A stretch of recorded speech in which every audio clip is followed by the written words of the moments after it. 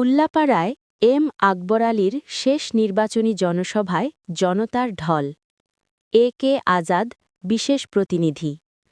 আসন্ন ত্রয়োদশ জাতীয় সংসদ নির্বাচন ২০২৪ উপলক্ষে উল্লাপাড়া সরকারি আকবর আলী কলেজ মাঠে সোমবার ৯ ফেব্রুয়ারি একটি বিশাল নির্বাচনী জনসভা অনুষ্ঠিত হয়েছে। বাংলাদেশ জাতীয়তাবাদী দল বিএনপি কর্তৃক আয়োজিত এই সভায় প্রধান অতিথি হিসেবে উপস্থিত ছিলেন ধানের শীষের কান্ডারি ও উল্লাপাড়া উপজেলার গণমানুষের নেতা জনাব এম আকবর আলী।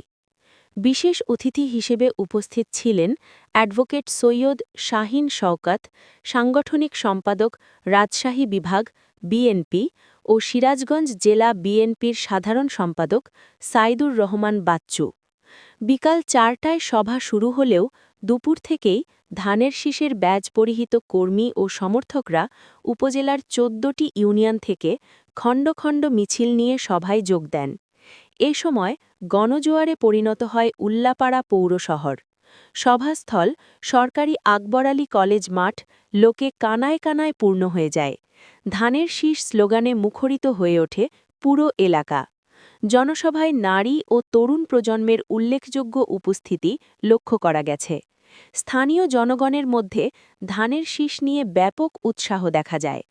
সভায় আরও উপস্থিত ছিলেন জেলা বিএনপির সাংগঠনিক সম্পাদক মির্জা মোস্তফা জামান, জাতীয় নির্বাহী কমিটির সদস্য অ্যাডভোকেট সিমকি ইমাম ও পুলিশ সংস্কার কমিটির সদস্য সচিব খান সাঈদ হাসান ও এম আকবর আলীর সহধর্মিণী মিসেস লায়ন মোমেনা আলী সহ উপজেলার নেতৃবৃন্দ।